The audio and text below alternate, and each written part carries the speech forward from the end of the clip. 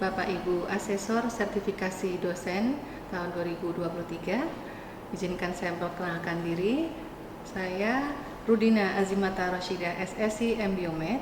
Saya dari Institusi Politeknik Kesehatan Bakti Setia Indonesia yang berlokasi di Yogyakarta, dan saya mengajar di salah satu prodinya, yaitu program studi D3 Teknologi Bank Darah. Saya alumni S1 jurusan Biologi FMIPA Universitas Brawijaya dan S2 di Magister Ilmu Biomedik Fakultas Kedokteran Universitas Indonesia di Jakarta. Ya, di sini di Prodi D3 TBD saya mengampu beberapa mata kuliah, dan mata kuliah yang saya ampu teori biologi sel dan genetika, praktikum dan teori dari hematologi dasar, phenotyping golongan darah, biologi molekuler, imunologi, praktikum mikrobiologi, dan metodologi penelitian. Untuk pembelajaran, saya menerapkan aspek delivery, interaction, dan assessment, di mana untuk delivery, mahasiswa menerima modul pembelajaran, adlink, video, dan juga Padlet sebagai alternatif dari pembelajaran itu. Selanjutnya dengan interaction itu adalah memberikan upaya untuk selain tatap muka di kelas, saya juga tatap maya melalui Zoom meeting, juga ada WhatsApp group dengan mahasiswa. Untuk assessment menggunakan Adlink dan juga e-learning yang semuanya ada di Sistem Informasi Akademik dari Poltekkes BSI. Saya memilih mata kuliah biologi sel dan genetika untuk sertifikasi dosen saya. Di sini untuk biosel dan genetika menggunakan modul bahan ajar yang bisa dibaca oleh mahasiswa dalam mendampingi belajar, dan ada semacam untuk siakat ya, untuk membuat mahasiswa lebih paham pembelajaran. Saya menggunakan learning management system melalui Adlink, di mana saya bisa men-share materi berupa PPT, video, atau jurnal, juga bisa memberikan penugasan sekaligus kuis bagi mahasiswa. Materi bisa di-share sebelum kegiatan perkuliahan dimulai. Selain menggunakan Adlink, saya juga menggunakan media Padlet ya sebagai alternatif, karena merupakan media yang lebih menarik ya, dengan warna-warni wall dinding online-nya itu bisa mengirimkan pesan tidak hanya tulisan tetapi secara audio visual juga.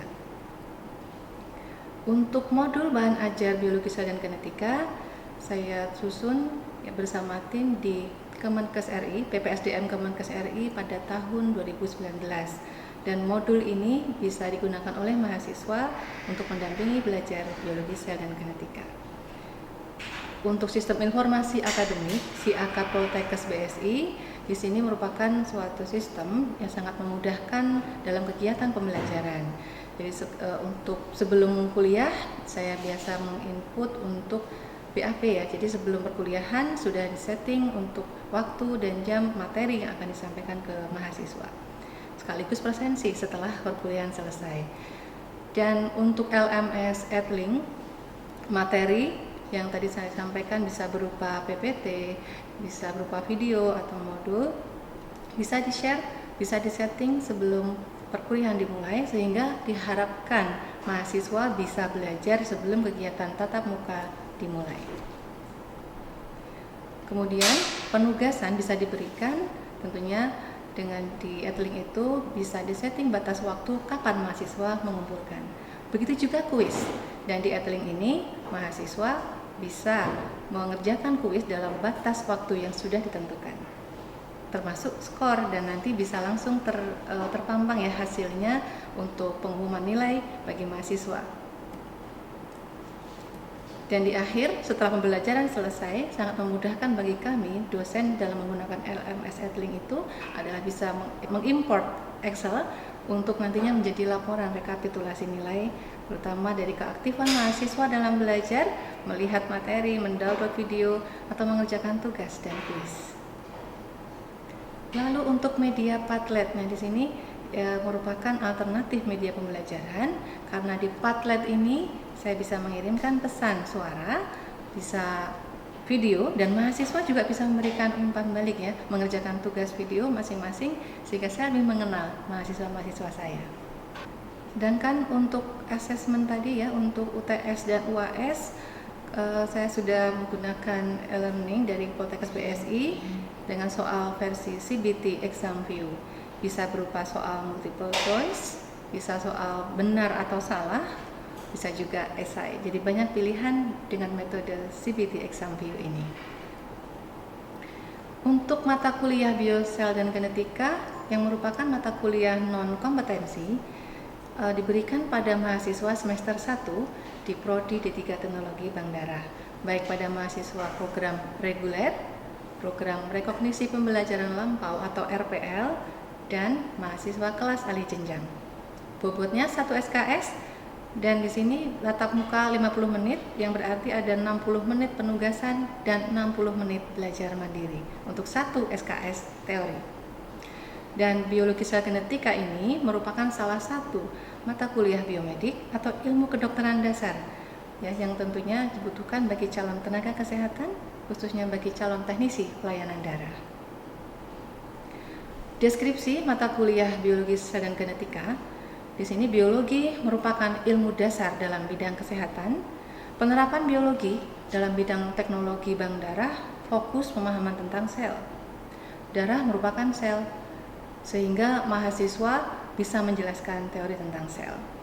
Mata kuliah ini mempelajari tentang struktur dan fungsi organel sel, tipe sel, struktur virus, struktur bakteri, regulasi siklus sel, reproduksi sel, lalu konsep genetika, perkembangan rekayasa genetika dalam bidang kesehatan, dasar-dasar pewarisan dari hukum Mendel, ya, baik Mendel maupun non-Mendel, genetika golongan darah, kromosom, konsep mutasi serta kelainan genetika atau penyakit kelainan darah yang diturunkan dari kromosom tubuh, yaitu autosom, contohnya pada thalassemia, atau diturunkan dari kromosom seks atau gonosom yang dicontohkan seperti pada hemofilia.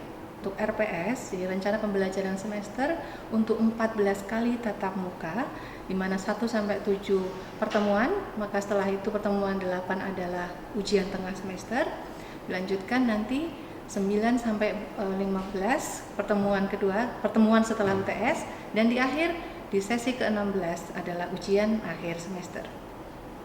Di RPS sudah tertuang terkait dengan CPL Prodi, CPMK, di mana dalam CPMK biologi sel dan genetika diharapkan mahasiswa mampu menjelaskan tentang definisi atau teori sel, struktur dan fungsi sel, perkembangan sel, perbedaan sel eukariotik dan prokariotik, metabolisme sel maupun pembelahan selnya, serta mampu menjelaskan tentang dasar-dasar genetika, gen dan kromosom, perkembangan genetika maupun kelainan genetika karena pewarisan sifat berdasarkan konsep Mendel.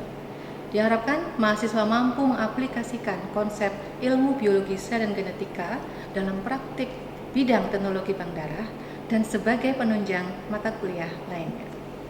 Dan untuk penilaian, aspek penilaiannya ada penilaian sikap, kehadiran, tugas, dan ujian yang meliputi UTS dan UAS.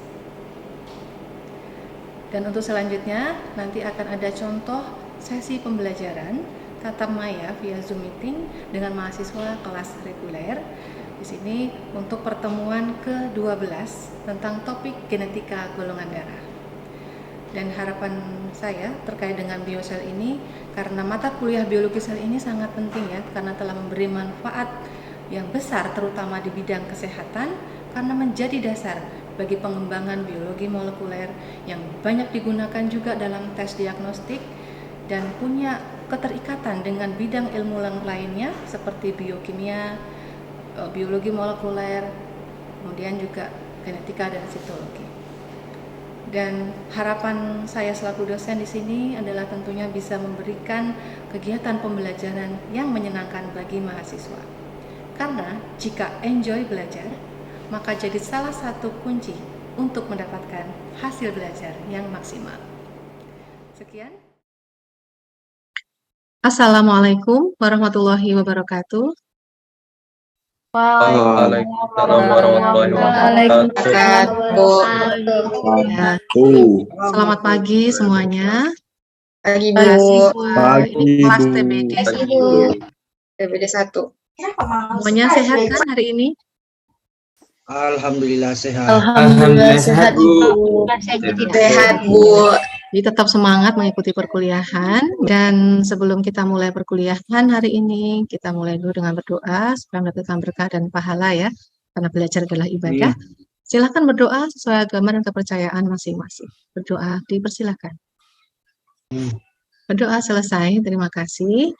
Ya, teman-teman semuanya, mahasiswa TBD 1 untuk angkatan 2022-2023 ya, semester 1 ya, jadi masih fresh dan Anda di tahun pertama ini memang banyak belajar tentang mata kuliah kedokteran dasar atau biomedik, salah satunya adalah biologi sel dan genetika ini terkait perkuliahan. Dan untuk teman-teman jangan lupa juga untuk mengecek di Adlink untuk materi yang di-share, dari PowerPoint, video, atau ada tugas, Anda juga bisa mengumpulkan ya sebelum batas. Termasuk kuis. Oke, nanti ada kuis juga di sesi ini, dipersiapkan, dan nanti diskusi bisa kita lanjutkan via Adlink. Lalu untuk hari ini kita akan belajar terkait dengan genetika golongan darah. Nah, siapakah yang belum tahu golongan darahnya? Belum tahu. Oh, Belum tahu, Bu. Belum pernah yang sudah tahu Ibu. tahu, yang sudah yakin tahu berapa? Malah jadi intinya Anda tahu golongan darahnya A atau B atau O ya, atau AB. Nah, jadi ini kita akan belajar terkait dengan golongan darah, terutama terkait dengan transfusi darah. Baik, untuk hari ini teman-teman, biologi sel pertemuan ke-12.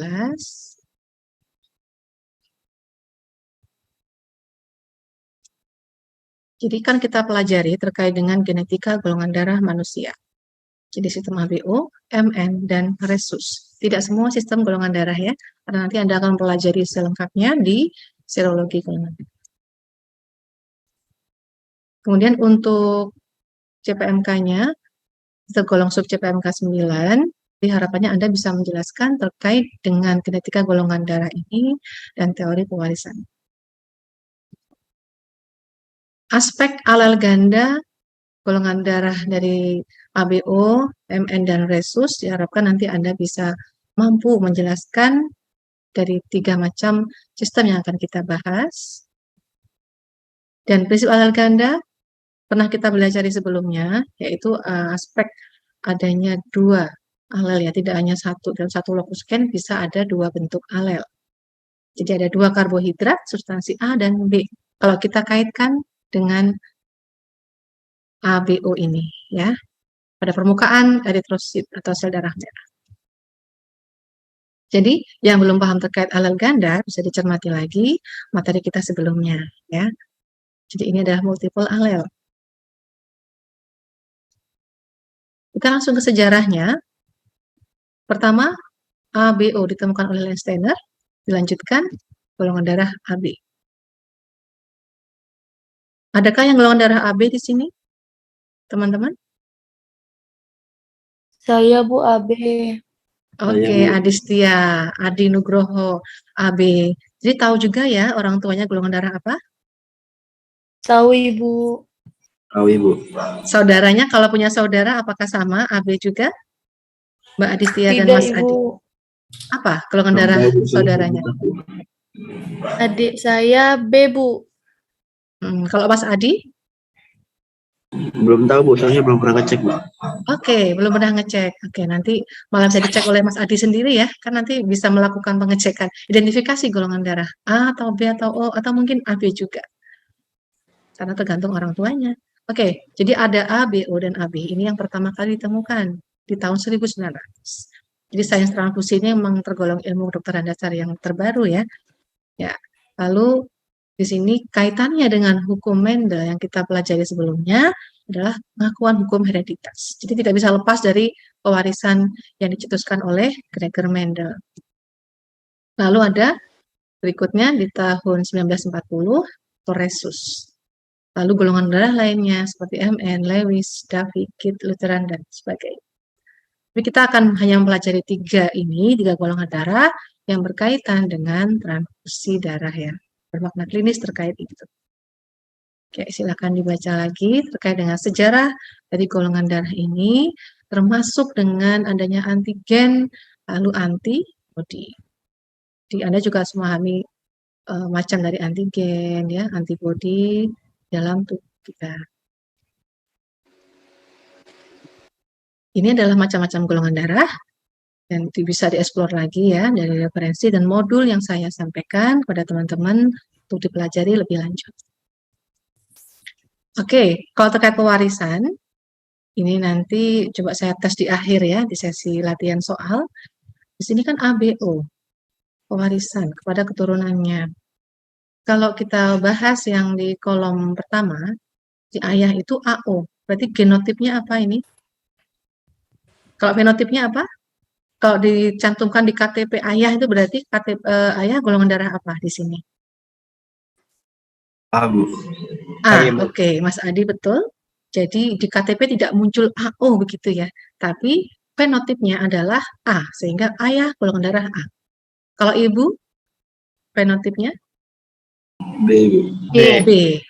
Oke, sudah paham ya. Jadi kalau ini genotip, jadi bisa jadi A itu tuh bukan AO tetapi AA genotipnya. Kalau di sini misalkan ayah AO, ibu BO, bagaimana kesimpulannya ini? Anak-anak yang mendapatkan keturunannya itu akan mendapatkan golongan darah apa? Berapa persentase? Ya, Anda lihat 25%. AB. AB. AB berapa persen? 25, Ibu. AB 25, Ibu. Yang golongan darah lainnya?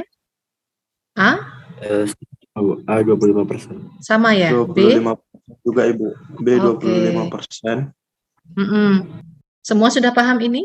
Selain Mas Adi, Mas Edo, atau Mbak yang menjawab tadi? Jadi harus bisa dipahami. Ini adalah kalau Anda nanti masih penasaran, dicoba sendiri ya di kertas. Anda coret-coret sendiri. Kalau itu pewarisan antara genotip ayah dan ibu, maka kemungkinan anaknya akan mendapatkan darah apa? Golongan darahnya. Kalau yang kedua, di sini ayah AB. Maka fenotipnya apa? Fenotipnya AB. AB ya. Nah, berarti benar. Ingat prinsip kodominan. Ibu. Tidak ada yang dominan ataupun resesif. Jadi A dan B itu sama kedudukannya. Saat mempunyai A dan B di sini, maka golongan darah adalah AB. Sedangkan ibu, berarti golongan darahnya, fenotipnya adalah O. Bu. Iya. Oh, Jadi kemungkinan anaknya berapa persen? Berarti A sama B aja, Bu. 50%, Ibu. Oke, Mas Edo, sama-sama 50%, 50-50 untuk golongan darah A maupun B. Yang lain paham semua, teman-teman? Jadi ini harus bisa ya. Anda paham kenapa kok bisa seperti itu, sehingga nanti kalau diujikan Anda tepat dalam menjawabnya. Yang terakhir di sini, tabel berikutnya, ini adalah ayahnya AO, ibunya AB. Kemungkinan anak-anaknya adalah, Anda lihat di sini, yang terbanyak peluangnya golongan darah apa? Terbanyak peluangnya. 50%. A, Ibu. A ya. Iya, Bu. 50%. Betul? Karena Betul, Bu. apakah ada golongan darah O di sini? Saya tanya, apakah ada kemungkinan anaknya yang mendapatkan golongan darah O? Tidak, Ibu. Kenapa kok tidak? Karena SS ibunya AB, Bu. Sifatnya O itu apa? Resesif, Ibu. Resesif. Nah, kalau resesif berarti meskipun di sini ayahnya punya ya O ya. Jadi ayah itu kan genotipnya AU, tetapi prinsipnya Anda pahami ini O itu adalah resesif sehingga akan tertutupi sifatnya oleh A. Jadi meskipun ini ada AO ada BO, tetapi fenotipnya adalah A dan B di sini. Oke, ini bisa ya. Jadi nanti kita akan lihat apakah teman-teman benar menjawabnya. Ya, untuk selanjutnya Anda bisa membaca sendiri terkait bagaimana sih cara penurunan golongan darah A, B, AB dan O ini. Jadi pahami terkait pentingnya juga mengerti golongan darah masing-masing, dan jika ada kepentingan lain ya misalnya terkait hak asuh anak tuh biasanya perlu cek golongan darah. Kalau bisa diperlukan tes dengan DNA ya untuk lebih akuratnya. Jadi ini bisa Anda baca sendiri dan diskusikan di Edlink nanti. Kalau ini adalah antigen antibodinya dalam golongan darah ABO. Baik fenotipnya ya, jadi seperti tadi saya sampaikan, yang tertulis itu adalah fenotipnya, yang bisa kita lihat sifat yang tampak. Ya, ini sifat dominansi. A dan B itu sama. I itu isoagglutinin ya. Untuk A dan B itu sama. Sama-sama dominan, jadi kodominan. Beda dengan O, yang dituliskan dengan I kecil, artinya dia resesi. Ya, ini silakan dipelajari kembali. Sudah pernah ada yang tahu ini? Sudah pernahkah mungkin yang sekolahnya dulu SMK Kesehatan, yang analis? Di sini ada anti B, anti A, anti B, anti D. Jadi nanti kalau cek golongan darah itu tidak hanya A atau B atau O ya, atau AB, tetapi resusnya positif atau negatif. Sedangkan diceknya dengan apakah menggumpal atau tidak. Nah, silakan nanti bisa Anda pelajari lebih mendalam di serologi golongan darah. Oke, untuk golongan darah kedua yaitu golongan darah MN. Di sini terkait dengan MN, Anda bisa melihat golongan darahnya M, MN, atau M. Ini untuk fenotipnya, kemudian genotipnya dituliskan seperti ini. Untuk MN ya, ini memang jarang terdengar dibandingkan ABO dan resus. Sedangkan yang resus, yang ketiga, di sini Anda juga perlu mengetahui kenapa penting sekali mengerti apakah resus kita itu positif atau negatif. Dan ini dituliskan untuk dasar genetikanya, penulisan R besar atau R besar R kecil ya. Dan ini terkait dengan kita perlu mencegah adanya reaksi transfusi. Ya. Nah, umumnya kalau orang Asia, Indonesia itu orang Asia itu resus positif. Resus negatif itu biasanya pada orang Eropa. Bisa baca-baca di literatur ya, bisa seperti itu untuk frekuensinya. Sedangkan untuk antigen resus sendiri ada 5 macam, D, C, E. Bedakan ada C besar, ada E besar, C kecil, E kecil. Ya, terkait dengan transfusi ini sangat penting, jadi perlu dicermati pentingnya positif atau negatif.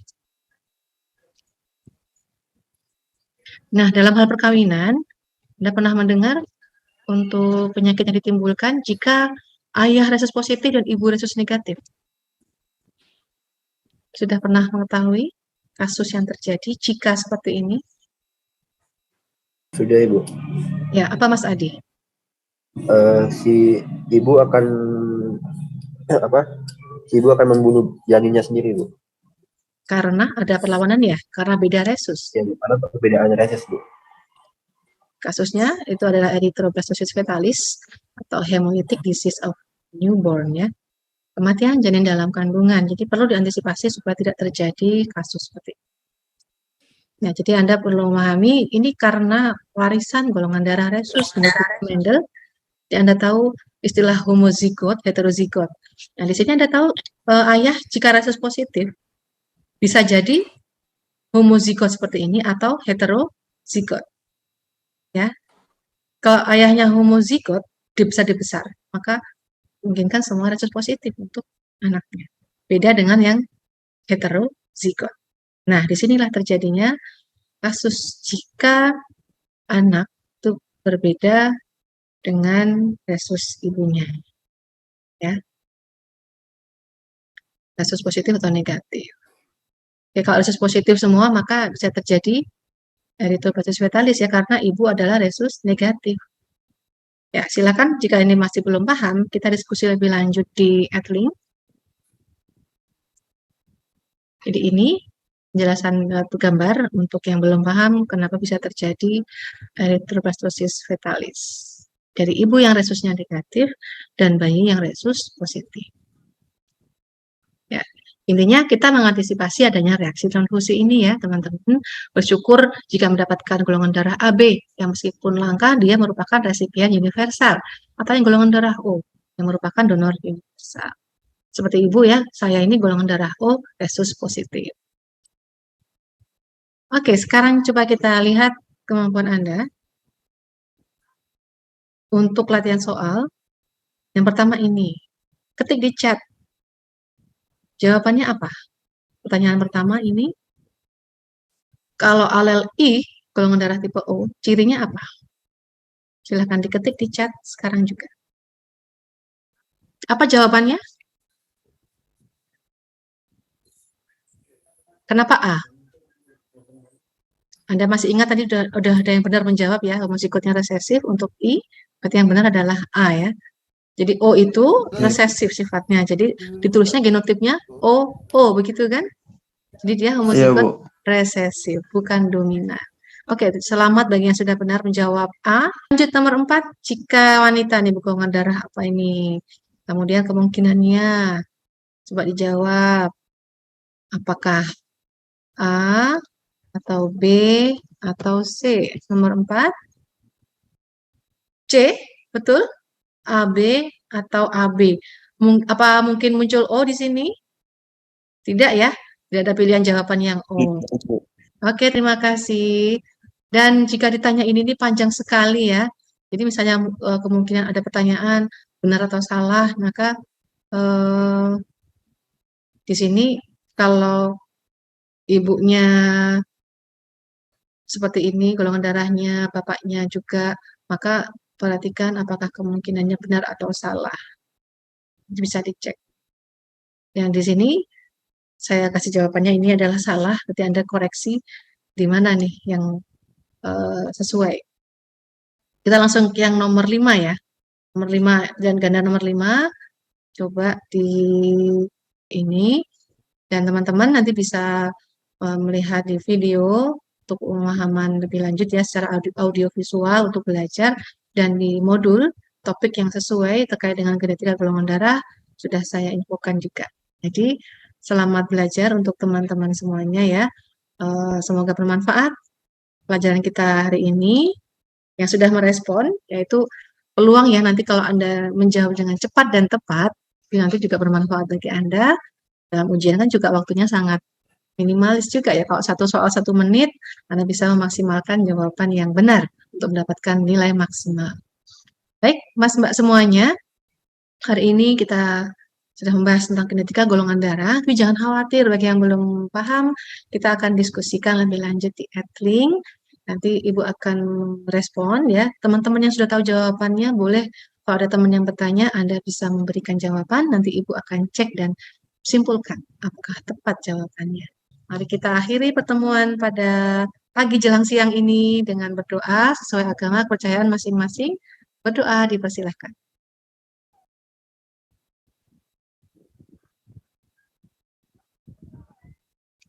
Ya, terima kasih teman-teman untuk hari ini. Terima kasih sudah antusias menjawab. Semoga bermanfaat. Sampai jumpa di pertemuan selanjutnya. Saya akhiri. Selamat siang. Assalamualaikum warahmatullahi wabarakatuh. Waalaikumsalam warahmatullahi wabarakatuh. Ya, sampai jumpa Terima kasih, lagi. Bu. Thank you. Ya, sama-sama. Terima kasih, Bu. Banyak jawab ya, link ya. Kita masih banyak waktu kok di luar jam kuliah. Sarah. Iya.